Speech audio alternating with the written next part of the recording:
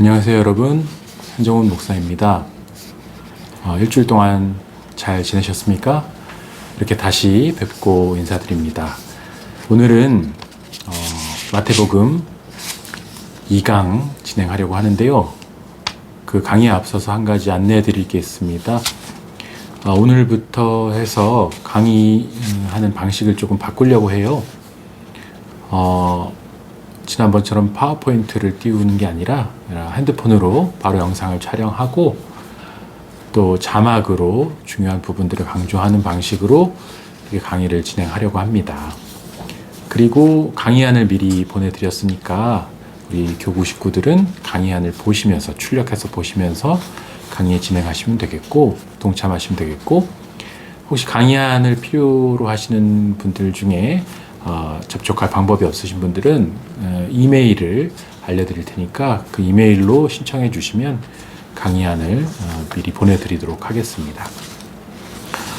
그러면 오늘 두 번째 시간을 진행하겠습니다. 마태복음 4장 갈릴리 활동의 시작, 먼저 4장 12절에서 17절 말씀을 제가 한번 읽어보도록 하겠습니다. 예수께서 요한이 잡혔음을 들으시고 갈릴리로 물러가셨다가 나사렛을 떠나 스불론과 납달리 지경 해변에 있는 가버나움에 가서 사시니 이는 선지자 이사야를 통하여 하신 말씀을 이루려 하심이라.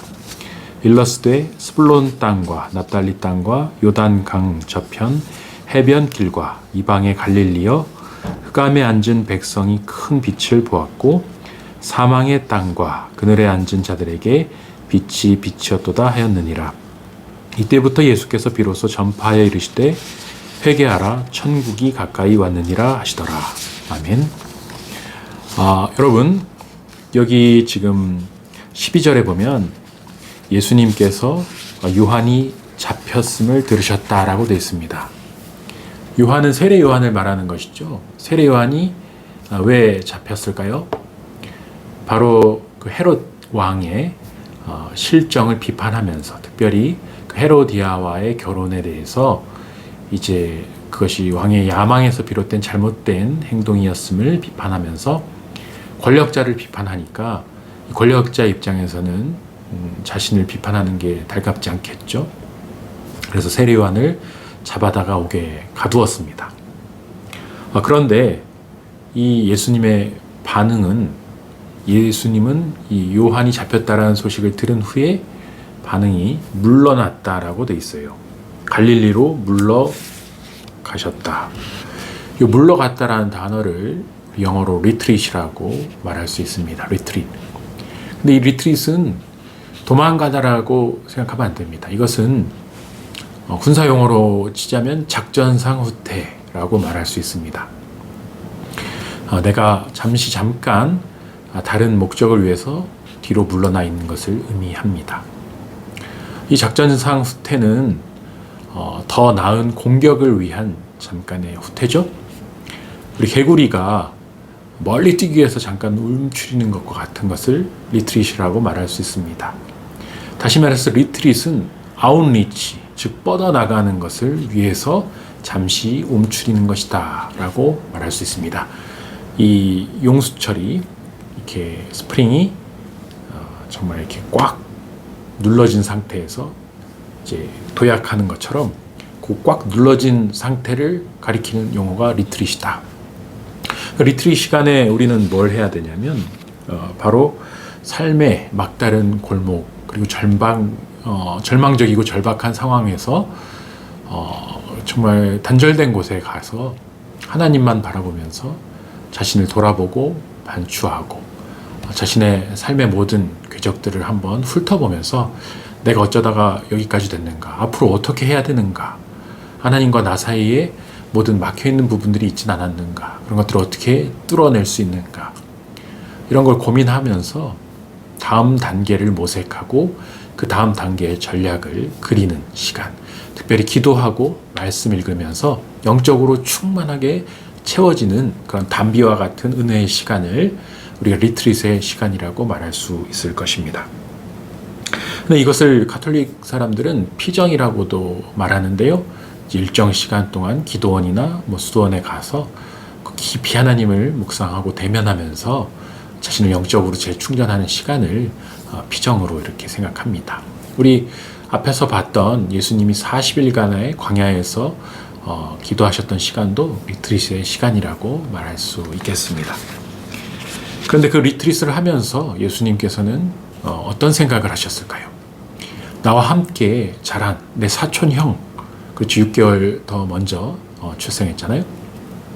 사촌형, 그리고 좀 여자가 낳을 수 있는 가장 위대한 사람이라고 말할 수 있는 그 세례 요한이 불의에 저항하고 또 권력을 두려워하지 않고 바른 말을 했다가 감옥에 갇힌 소식을 들은 예수님의 심정이 어땠을까요?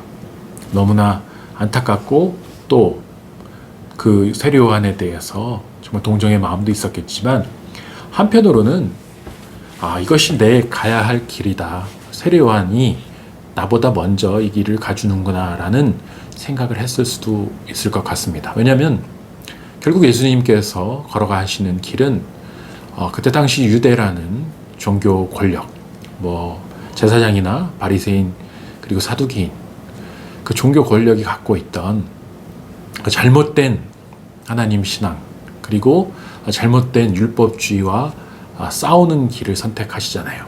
결국 유대 예루살렘 종교 권력의 최정점과 부딪히게 되고, 그래서 계속 그들의 살해 위협과 또 협박을 받으면서 예수님은 아주 어려운 시간들을 이제 앞으로 마주하게 됩니다.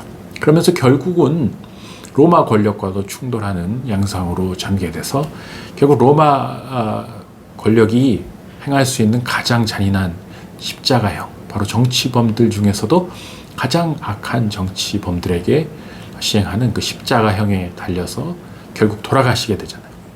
그 자신의 앞으로의 인생의 모든 여정을 아마 주님께서는 생각하셨을 거라고 그렇게 우리가 그려볼 수 있습니다. 그 리트릿의 시간에 주님께서는 더 많이 기도하고 묵상하면서 이제 앞으로 내가 공생애를 시작하면 겪어야 될 그 길에 대해서 아마 묵상하셨을 거라고 생각을 합니다. 그런데 이 리트릿 이후에 예수님께서 내리신 결론이 있어요. 그건 바로 나사렛을 떠나서 가버나움으로 가셨다라고 성경은 말하고 있습니다. 나사렛을 떠나 가버나움이란 도시로 가는 게 리트릿에서 물러나서 기도하신 후에 내린 결정이었다라는 거죠. 나사렛은 어떤 곳입니까?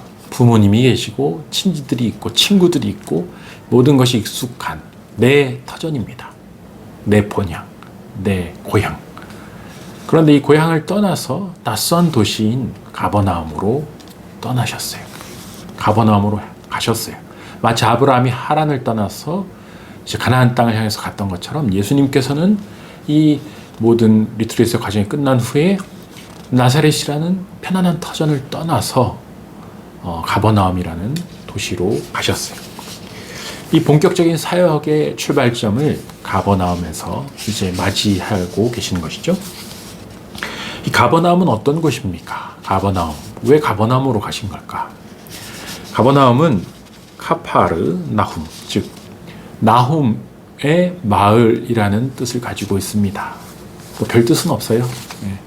근데 어쨌든 이 가버나움은 예수님에게 굉장히 중요한 도시예요. 왜냐하면 예수님이 수많은 말씀을 전하시고 수많은 이적을 행하시고 또 수많은 놀라운 일들을 행하신 아주 중요한 사역의 장소였기 때문입니다. 이 도시는 갈릴리 북부 호수 주변에 있어요.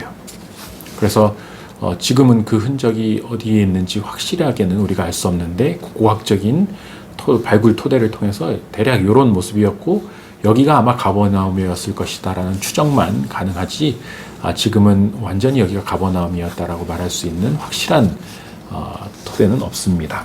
그러나 어쨌든 성경에서는 굉장히 중요하게 나오는 곳이에요.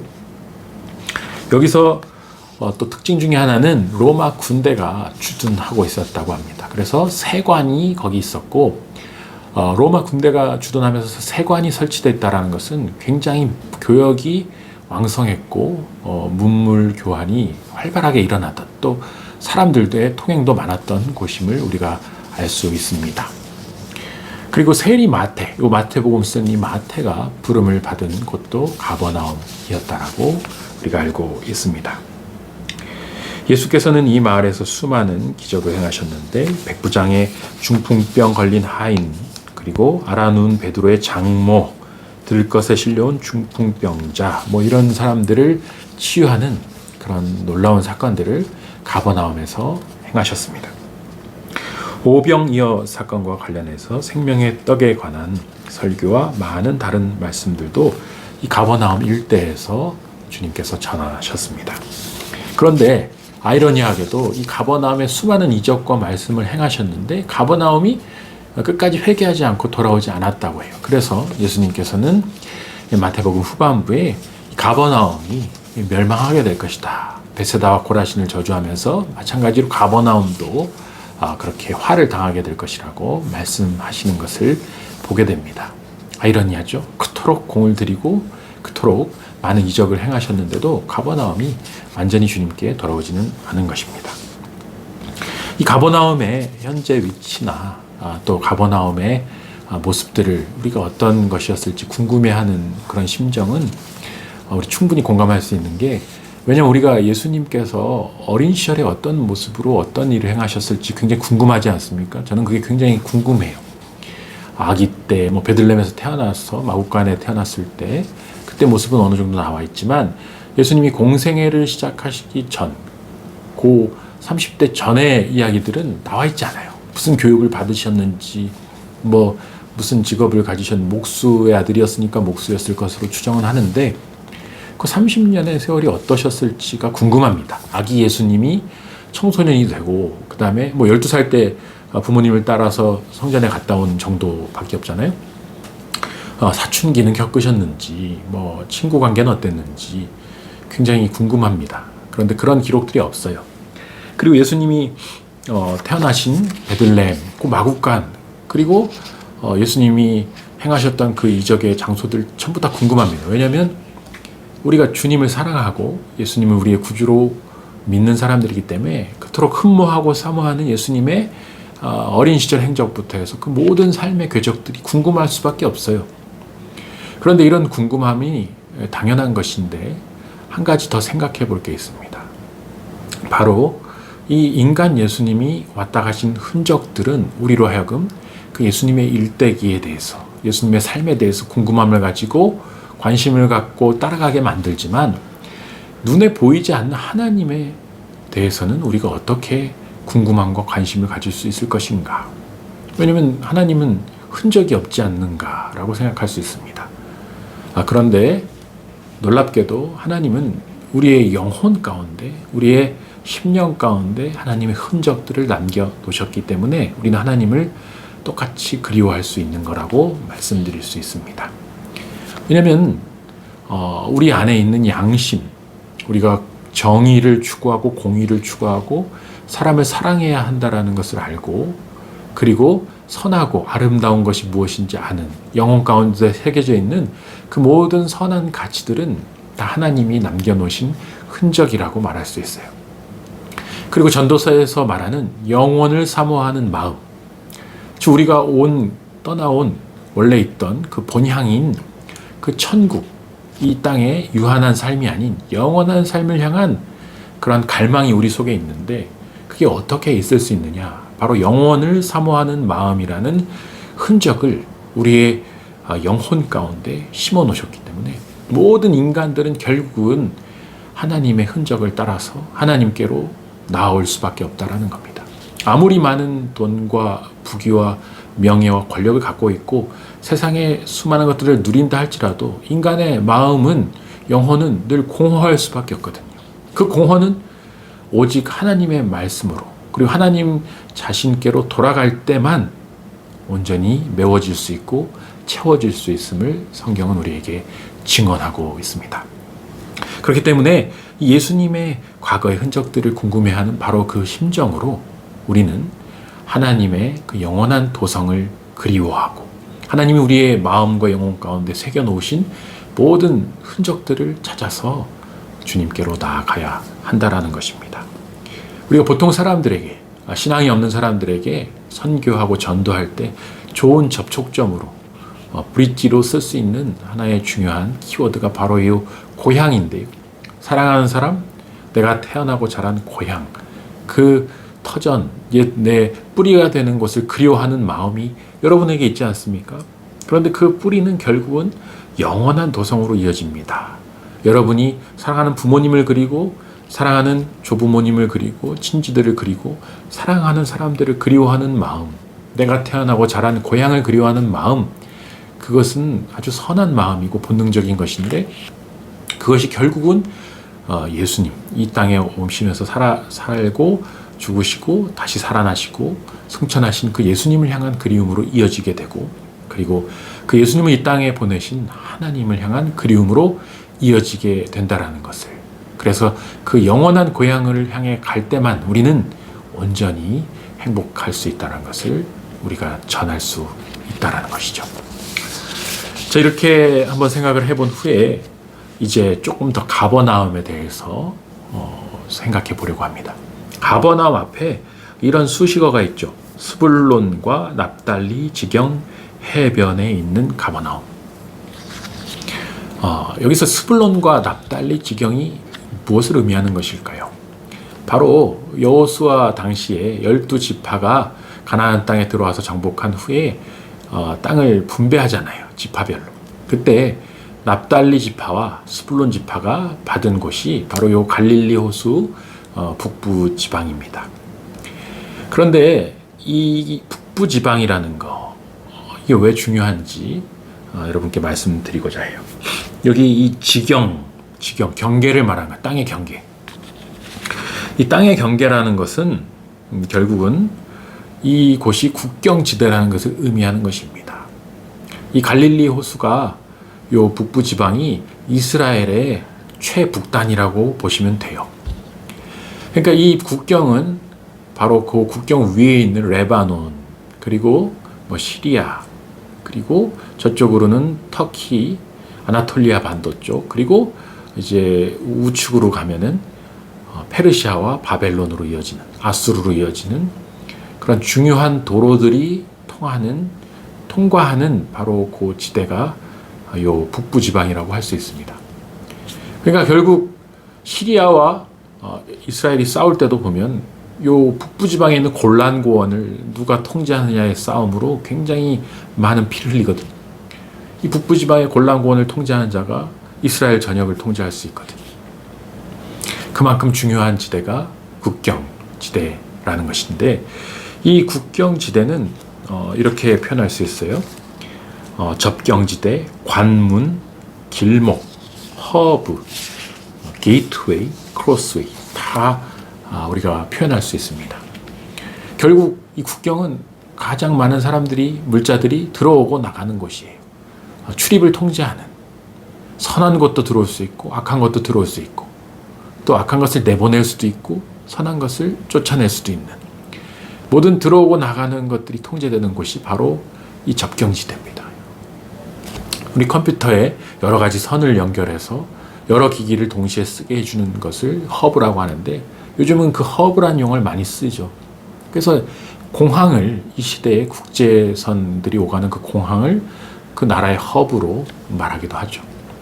그러니까 그만큼 허브라는 것은 이 정말 언컨텐트 시대, 그리고 이 코로나 시대에 오히려 점점 더 중요한 성질을 띠고 있는 화두라고 할 수 있는데, 이 허브를 누가 통제하느냐, 이 길목을 누가 쥐고 있느냐에 따라서 선한 영향력을 흘려보낼 수도 있는 것이고 악한 영향력이 흘러 들어올 수도 있는 것이, 이것을 어떻게 검역하고 우리가 코로나를 방역하듯이 이것을 잘 걸러내느냐에 따라서 이 국경지대 넘어 있는 사람들에게 영향력들이 이제 흘러가게 된다라고 말할 수 있습니다.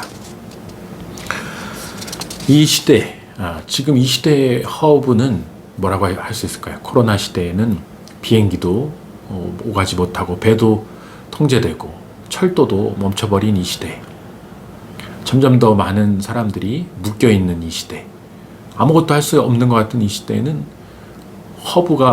남아있는 허브가 뭐가 있을까요? 저는 오히려 역설적으로 이 온라인 시대에 우리에게 주어진 허브가 바로 이 인터넷이 아닌가 생각을 해보게 됩니다. 지금 우리가 서로 지금 비대면으로 하고 있지만 사실 모니터를 통해서는 대면하고 있잖아요. 온라인을 통해서는 연결돼 있거든요. 저도 사실 이런 온라인 강의 익숙하지 않고 유튜브라는 걸 지금 제 평생 유튜브를 채널을 개설해서 이런 걸 하리라고는 생각도 못 해봤는데 결국 하고 있잖아요. 근데 이거를 하면서 제가 생각이 든 게 유튜브가 결국은 하나의 허브가 될 수 있겠구나. 하나의 이 채널이 결국 교두보가 되고 결국은 접경지대가 되고 관문이 되고 길목이 될 수 있겠구나. 유튜브를 통해서 수많은 악한 것들도 흘러갈 수 있는 것이고 유튜브를 통해서 우리가 선한 복음의 능력도 흘러보낼 수 있겠구나.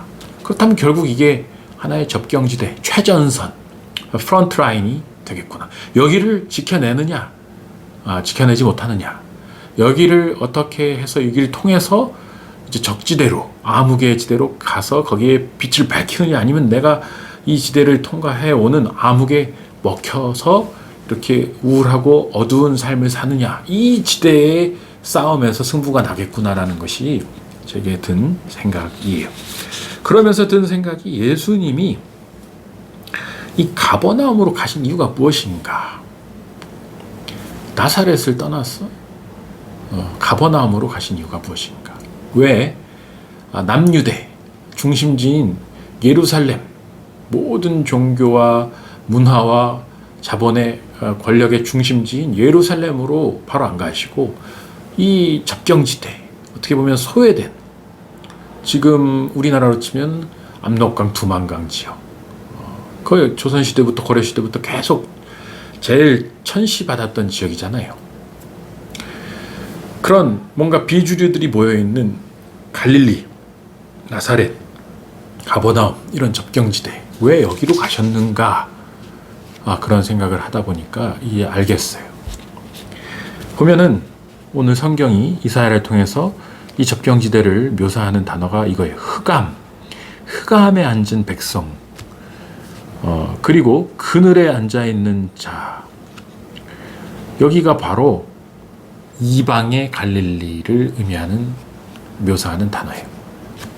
이방, 흑암, 그늘, 안 좋잖아요, 다. 이방이라는 것은 이 정통이 아닌 유대교 정통신앙, 하나님을 믿는 신앙이 아닌 세속적이고 우상 숭배하고 그리고 뭔가 세상에 잡스러운 것들로 가득한 아주 혼탁한 곳이라는 의미입니다. 암흑이라는 것은 정의가 굽어져 있고 공의가 강물처럼 흐르지 않고 또 모든 판결이 굽어지고 모든 약자들이 짓밟힘을 당하는 약육강식의 정글 같은 곳이라는 의미예요. 하나님의 공의와 정의와 하나님의 말씀이 통치하지 못하고 있는, 그야말로 마귀들이 지배하는 그런 아주 처절한 현장이라는 뜻입니다. 그런데 그런 곳에 빛이 비치었다. 큰 빛을 그들이 보았다. 이게 바로 예수님께서 가버나움으로, 북부지방으로 가셨을 때를 이사야가 묘사한 것을 의미합니다. 우리가 이걸 보면서 어떤 생각이 듭니까? 마태복음 아까 지난 시간에 봤던 2장 10절에 보면은 동방박사들이 이렇게 얘기하죠. 그들이 별을 보고 매우 크게 기뻐하고 기뻐하였다. 아기 예수님이 태어나신 장소에 왔을 때 동방박사들이 너무너무 기뻐했다고 돼 있어요. 특히 그 별, 밝은 별이 그 어두운 베들레헴 마구간에 딱 섰을 때, 그리고 여기 예수님을 만났을 때 박사들이 너무너무 기뻐했다고 돼 있어요. 기뻐하고 또 기뻐했다. 여러분, 이 기쁨, 예수님을 만났을 때 이 기쁨이 이 동방 박사들에게 있었어요. 왜? 바로 이 흑암에서 이방에 눌려서 그늘에 짓눌려 있는 이 수많은 죄와 공포와 어둠 속에 살아가는 사람들에게 구원의 길이 열렸다는 것을 이들이 알아챈 겁니다. 메시아는 구원자예요. 우리를 구원할 메시아를 만났다. 드디어 이 땅을 구원할, 이 땅을 모든 압제에서 해방할 메시아가 오셨다. 그리고 나를 구원해 주실 그 예수님이 오셨다. 나를 사망의 권세에서 나를 모든 우울의 권세에서, 나를 모든 부정적인 상황으로부터 건져주실 메시아가 오셨다. 그게 너무 기쁜 것입니다. 기뻐하고 또 기뻐하였다. 이 빛을 보면 기뻐해야 돼요. 어두운 길을 헤매다가, 너무너무 한 치 앞도 보이지 않는 어두운 길을 헤매다가 빛을 발견했을 때 기뻐해야 된다. 당연히 기쁜 거죠. 내가 죽을 뻔했는데 살게 된 거니까요. 죽음으로부터 건짐을 받았으니까 기뻐할 수밖에 없는 것입니다. 여러분, 그러니까 이 기쁨은 흑암에 짓눌리면 짓눌릴수록, 이방의 그런 모든 속세에 삶에 찌들었으면 찌들었을수록, 그리고 그늘진 그런 모든 삶의 기억과 아픔에 그렇게 눌려 있을수록 기쁨은 훨씬 더 크게 그를 찾아오게 된다는 거예요. 그게 바로 복음이 가진, 메시아 우리 주 예수님이 가지신 권능이고 기쁨의 능력임을 우리 복음은 지금 선포하고 있습니다. 그렇다면 우리는 이렇게 또 생각해 볼 수 있어요. 선교가 무엇인가? 선교. 예수님께서 지금 이렇게 말씀하시잖아요. 바로 회개하라, 천국이 가까이 왔다라고 가서 외치셨거든요. 이게 결국 선교인데, 회개하라, 천국이 가까이 왔다라고 외치고 사람들을 회개하게 하고 천국을 그들에게 임하게 하는 거, 그게 선교예요. 근데 이 시대에 우리가 할 수 있는 선교가 뭐가 있을까요? 선교사님도 아니고, 또 코로나 시대라서 우리가 외국에 갈 수도 없어요. 그럼 우리는 선교를 어떻게 해야 됩니까?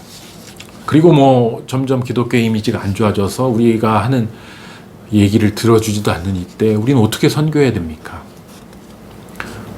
여러분, 언제나 선교는 가능합니다. 빛을 가진 사람은 어둠에 빛을 비춰주는 것이 선교이기 때문에, 어둠은 빛을 필요로 하기 때문에 언제나 선교는 가능합니다. 단 언제나 선교는 쉽지는 않았어요. 선교가 쉬웠던 적은 단 한 번도 없었습니다. 초대교회 때부터 지금까지 순교자의 피가 강물처럼 흘렀잖아요. 선교는 쉽지는 않지만 가장 복되고 보람되고 하나님이 기뻐하신 일입니다. 그리고 지금 이 시대에 우리가 할 수 있는 선교는 결국 그 허브를 장악하는 것인데, 그 허브는 아까 말씀드린 것처럼 이 시대, 온라인 시대 허브는 바로 이 미디어예요. 미디어를 통해서, 어렵지만 줌을 통해서 해보는 거예요. 어렵지만 유튜브를 통해서 어설프지만 어쨌든 올려보는 거예요.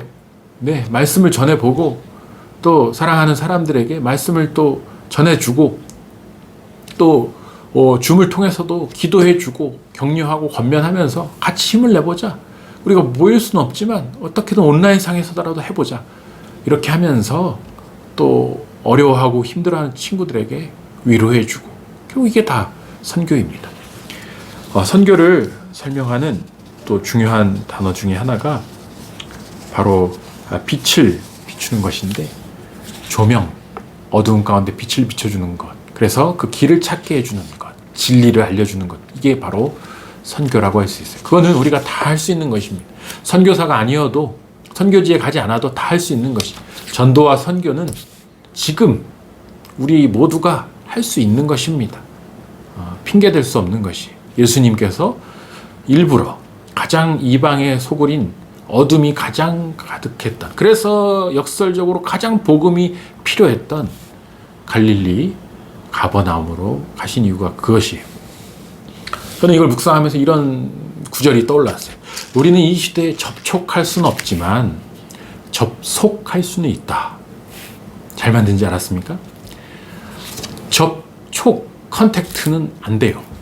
컨택트 하지 말라고 해요. 언컨택트 해야 됩니다. 그러나 접속, 액세스는 할 수 있어요. 우리는 미디어에 접속할 수 있어요. 유튜브에 접속할 수 있습니다. 컴퓨터로 줌에 접속할 수 있어요. 접속해서, 서로 접속해서 나눌 수 있습니다. 기도할 수 있습니다. 그리고 서로를 위해서 축복해 줄 수 있습니다. 그렇기 때문에 우리는 해야 합니다. 우리 주님이 가버나움으로 가신 것처럼 우리를 가장 필요로 하는 어둠의 도시, 우리를 가장 필요로 하는 그늘진 그곳으로 가서 우리가 할 수 있는 최선을 다해서 그들을 빛으로 덮어내는 일, 그게 바로 선교라고 할 수 있습니다. 자, 그러면서 예수님께서는 이제 이 일을 함께 할 동역자들을 모집하기 시작하세요. 제자들을 부르시죠. 마태복음 4장 18절에서 22절 이렇게 돼 있죠. 갈릴리 해변에 다니시다가 두 형제 곧 베드로라 하는 시몬과 그의 형제 안드레가 바다에 금을 던지는 것을 보시니 그들은 어부라. 말씀하시되 나를 따라오라. 내가 너희를 사람을 낚는 어부가 되게 하리라 하시니 그들이 곧 그물을 버려두고 예수를 따르니라. 거기서 더 가시다가 다른 두 형제 곧 세베대의 아들 야고보와 그의 형제 요한이 그의 아버지 세베대와 함께 배에서 금을 깁는 것을 보시고 부르시니 그들이 곧 배와 아버지를 버려두고 예수를 따르니라. 아멘. 여기에 첫 제자들의 부르시는 장면이 나오는데 첫 제자들이 직업이 어부예요. 어부. 그래서 저는 어부에 대해서 좀 생각을 해봤습니다.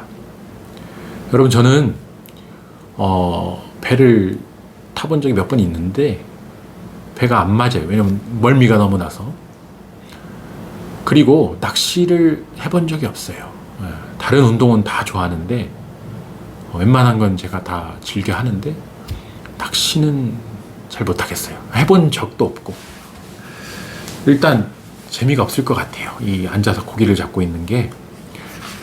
그런데 그걸 좋아하진 않지만 어부들의 삶이 궁금해서 동영상들을 여러 개 찾아봤어요. 다큐멘터리도 보고. 그런데 그 어부들의 삶을 보면서 깨달은 게 있어요. 이 사람들은 새벽같이 배를 타고 나가서 그물을 던져서 고기를 잡는데 이들이 나가는 삶의 터전인 바다, 여기는 일종의 광야라는 생각이 들었어요. 왜냐하면 일단 그 배에 고립돼서 거의 몇 명이 타든 망망대해 한가운데 고립돼서 작업을 해야 돼요. 그러니까 이 어부들은 일단 고립, 고독이 체질화되어 있고 훈련되어 있는 사람들이에요. 아주 고립된 환경에서, 고독한 환경에서 험한 자연과 맞서서 싸우는 그런 훈련이 돼 있어요. 그러니까 하나님 앞에서는 단독자로서의 훈련이 돼 있다. 두 번째로 이 사람들은 자신들의 모든 능력을 발휘해서 이 물고기들이 가는 길을 추적합니다. 그러니까 목표에 대한 집중력이 어마어마하게 뛰어나요. 이 고독하고 고립된 환경에서 물고기만 바라보는 거예요. 어떤 물고기는 어디에 입질을 잘하고 어떤 물때에 어떤 온도에 어떤 그리고 습도에 그리고 어떤 깊이에 어떤 물고기가 있는지를 알아요. 그래서 그 때에 맞춰서 그물을 던집니다. 그리고 고기를 잡죠. 그러니까 이 사람들은 목표하는 물고기를 잡는 일에 거기에 온 정신을 집중해서 그걸 해내요. 왜냐하면 장난으로 하는 게 아니잖아요. 이 사람 취미로 하는 게 아니라 이걸 잡아야 먹고 살 수 있어요. 가족을 부양할 수 있어요. 그러니까 이 사람들은 결국 프로예요. 프로페셔널들이. 단순한 사람들이 아니라 완전히 준비된 프로들입니다. 한 가지 목표를 위해서 자신의 모든 인생의 능력을 발휘해서 거기에 집중시켜서 성과를 얻어낸 사람들이 바로 이 어부들이에요. 그리고 이 어부들은 결국은 이 물고기를 잡고 또 이 모든 일들을 해낼 수 있는 프로로서 준비되어 있는 한 명의 자신의 일생을 살아나갈 수 있는, 생계를 책임질 수 있는 그러한 준비된 어떤 사람들이었다라고 말할 수 있어요. 삶을 꾸려나가는 사람들.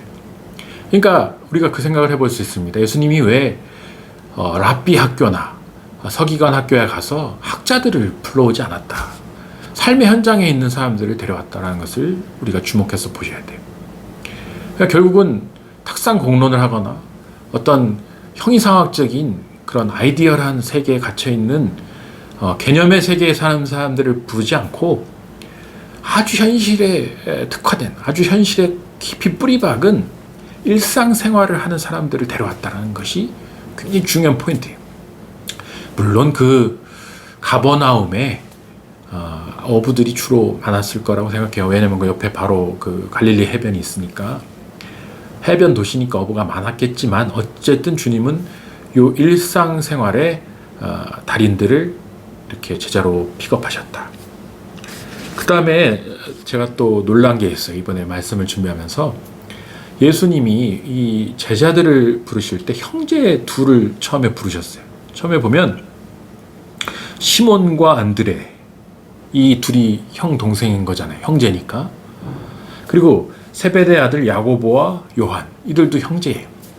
근데 여러분 생각해 보세요. 만약에 형이 내가 예수님을 따라가겠다, 내 모든 걸 버리고 따라가겠다고 했을 때 동생이라도 형 정신 차려, 지금 뭐 하는 거야, 어떻게 먹고 살려고 그래 하면서 말릴 수 있잖아요. 근데 형 동생이 그냥 둘 다 따라갔어요. 근데 한 형제만 그런 게 아니라 두 번째 형제도 아버지도 버려두고 배도 버려두고 그물도 버려두고 예수님을 따라갔다라고 되어 있어요. 저는 이것을 보면서 굉장히 놀랍다.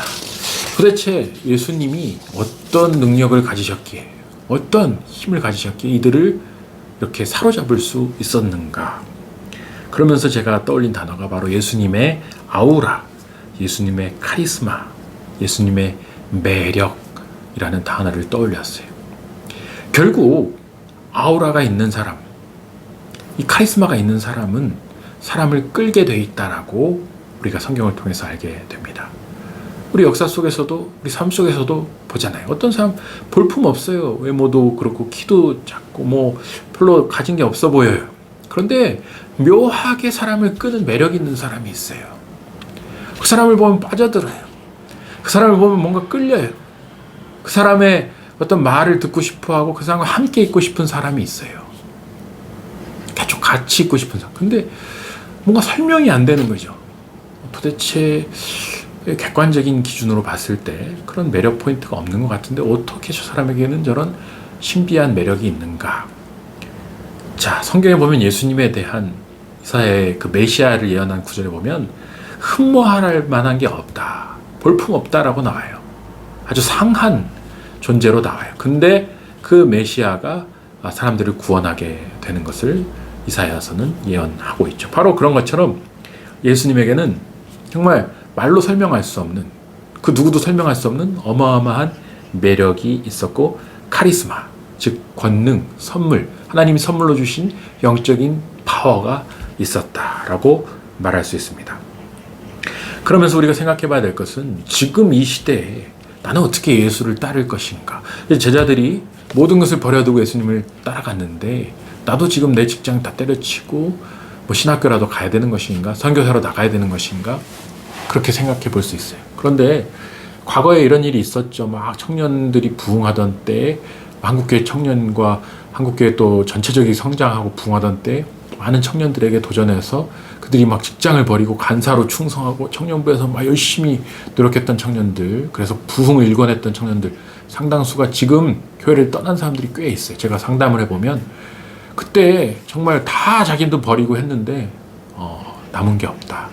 그리고 내가 도대체 뭘 위해서 했는지 회의가 든다라는 청년들을 종종 보게 돼요.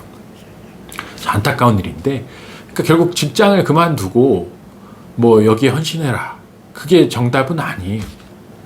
그렇다면 지금 이 모습이 보여주고 있는 건 뭐냐면, 우리가 예수를 따르고 예수의 제자가 된다는 것은 예수님이 제시하시는 가치, 예수님이 우리에게 보여주신 그 비전을 따른다라고 말할 수 있습니다.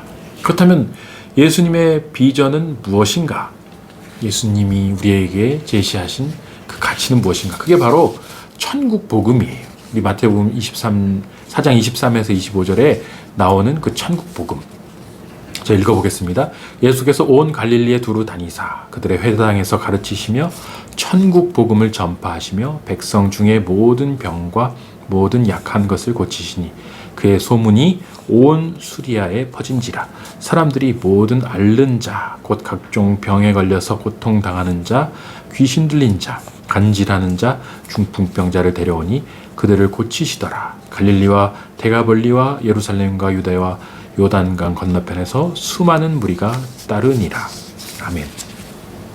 여기 보면은 예수님께서 온 갈릴리에 두루 다니면서 회당에서 말씀을 전하시고 천국 복음을 전파하셨다. 이 천국 복음이 비전이라고 말할 수 있습니다. 우리 예수님의 비전, 그건 바로 천국이에요. 그리고 천국에 대한 소식인, 천국을 설명하는 단어인 복음, 굿뉴스, 복음. 이게 예수님의 비전이에요. 단순하죠? 이 복음이 너무 좋았기 때문에 이 복음이 너무 귀했기 때문에 제자들은 자신의 모든 것을 버려두고 주님을 따른 것입니다. 그리고 갈릴리와 온 유대에서 이 소문을 들은 사람들이 예수님께로 찾아왔던 것입니다. 그렇다면 이 천국 복음이 뭐냐? 이 땅이 전부가 아닌, 이 땅에 왜곡되고 죄로 타락한 질서가 아닌 하나님 나라의 새로운 질서가 있습니다. 천국은 이런 곳입니다라고 계속 말씀하셨고 보여주셨잖아요. 바로 그 천국을 말하는 것이고, 그 천국에는 복음이 있는데 그게 뭐냐면 바로 죄로부터, 사망의 권세로부터, 모든 악한 것들로부터 구원을 받는 그 자유함을 얻는 것이 복음의 의미죠. 여러분, 복음은 한마디로 말하면 자유예요. 자유를 주겠다, 너에게. 모든 네가 두려워하고 얽매여 있는 모든 것으로부터 자유를 주겠다라는 것이 바로 예수님이 우리에게 주신 복음의 선포의 핵심이라고 말할 수 있습니다. 그래서 저는 이렇게 말씀드립니다. 복음이란 천국의 소망 안에서 온전한 자유를 누리는 것이다. 이 자유에 대한 갈망, 이 복음에 대한 갈망이 너무 귀하고 소중해서 사람들은 주님께 헌신하는 것입니다. 그리고 그 복음의 능력은 또한 수많은 약한 자, 병든 자, 그리고 아픈 자들을 고치는 신적인 능력으로 드러났습니다. 그리고 모든 악한 귀신들이 쫓겨나는 역사가 일어났습니다. 이 복음의 권능, 이 말씀과 말씀의 사건은 언제나 같이 일어납니다. 하나님의 말씀은 반드시 이루어집니다. 우리가 하는 모든 기도는 하나님 앞에 상달되면, 접수되면 그것은 반드시 이루어집니다. 하나님의 뜻대로 하는 선한 우리의 모든 한 알의 밀을 심는 행위들은 30배, 60배, 100배의 열매를 맺습니다. 이 성경의 모든 말씀은 진리이고, 성경의 모든 묘사된, 기록된 기적의 사건들은 다 일어났던 일들이고 지금도 일어날 수 있는 일입니다. 오늘날 교회가 점점 그 힘을 잃어가고 세상의 지탄을 받는 이유가 무엇일까요? 여러 가지 이유가 있겠지만 저는 이 복음의 원초적인 능력을 잃었기 때문이 아닌가. 우리가 예수님이 전하신 그 원초적인 비전, 천국을 상실했기 때문이 아닌가라고 생각합니다. 어떤 새로운 프로그램, 새로운 가치를 얘기하는 게 갈 필요가 없어요. 그래서 되는 게 아니라 다시 우리 예수님이 활동하시던 공생의 이 가버나움으로 돌아가야 돼요. 다시 예수님이 정말 그렇게 요단강에서 세례를 받으시면서 많은 사람들에게 외치셨던 그 선포하셨던 말씀으로 돌아가야 돼요. 그리고 우리가 정말 야성적으로 사람들을 앞에 놓고 뜨겁게 기도하며 간구하며 매달려서 정말 하나님 앞에 부르짖으며 그 놀라운 기적의 이적들, 카리스마들을 지금도 우리가 뜨겁게 경험하고 또 경험시켜야 한다는 것입니다. 천국은 지금 우리 안에 있고 우리 공동체 안에 있고 이 말씀 안에 있는데 우리가 이 능력을 가져다 쓰지 못하고 있고 이 다이너마이트에 불을 붙이지 못하고 있는 것은 아닌지 우리가 돌아봐야 한다는 겁니다. 사랑하는 여러분, 이 시대 교회의 할 일은 천국 복음과 말씀의 영적 권능을 회복하는 것입니다. 바로 나부터, 내가 그 기뻐했던 동방박사들처럼 내가 기쁨을 회복하는 거예요. 내 안에 있는 모든 우울과 어둠과 그늘과 이방을 다 몰아내는 것을 나부터 하는 것입니다. 내가 그렇게 천국으로 화할 때 나를 통해서 천국이 확장되게 됩니다. 우리 누가복음 말씀을 마지막으로 읽고 마치려고 하는데요. 누가복음 13장 21절에 이렇게 돼 있어요. 천국은 마치 여자가 가루 서말 속에 갖다 넣어 전부 부풀게 한 누룩과 같다. 저는 이 비유를 굉장히 좋아해요. 천국은 빵이다, 빵. 반죽에 이스트를, 누룩을 넣고 알맞게 오븐에 구우면 노릇노릇하게 이렇게 부풀잖아요. 즉 천국은 이 하나의 작은 누룩이 거대한 빵을 만드는 것처럼 온 세상에 뻗어서 온 세상을 이렇게 아름다운 맛있는 빵으로 바꿔내는 것처럼, 빵집이잖아요. 베들레헴, 예수님이 오신 그 도시. 그렇게 귀한 생명의 떡을 만들어내고 함께 나눠 먹는 그것이 천국이다. 천국은 아주 물질적인 개념입니다. 아주 우리의 구체성을 갖고 우리 현실 속에 들어와 있는 개념이 이 천국을 우리가 함께 경험하고 누리며 나부터 그 천국을 살며 그리고 이 누룩처럼 내 주변을 천국의 빵으로 바꿔가는 귀한 역사에 우리가 동참하실 수 있는 우리 모두가 되시기를 주님의 이름으로 축원합니다. 잠깐 기도하겠습니다. 하나님 감사합니다. 오늘도 우리에게 귀한 말씀을 들을 수 있고 배울 수 있도록 허락하여 주시니 감사합니다. 우리 안에 있는 모든 이방의 습속들, 우리 안에 있는 모든 정말 통제할 수 없는 우울과 그늘의 어둠의 세력들, 주님 다 떨쳐낼 수 있도록 도와주시고 천국의 권능으로 복음의 능력으로 우리가 일어설 수 있도록 붙들어 주시옵소서. 코로나로 인해서 점점 더 위축되고 답답하고 억눌린 사람들이 늘어가고 있습니다. 주님, 자유케 하는 복음의 능력으로 우리를 일으켜 세워주시고 주님의 손으로 친히 안수하여 주셔서 우리에게 새로운 힘과 능력을 주시고 우리의 눈을 열어주셔서 천국을 소망하며 주님의 비전에 함께 동참하는 복된 걸음을 걸어갈 수 있도록 역사하여 주옵소서. 모든 것 감사드리며 예수님의 이름으로 기도합니다. 아멘. 수고 많으셨습니다, 여러분. 다음 시간에 또 뵙도록 하겠습니다. 영상 마친 후에 우리 7지구 구역 지도자들은 줌에서 이제 우리가 함께 구역 성경 공부 준비 모임을 갖도록 하겠습니다. 수고 많으셨고 감사드립니다.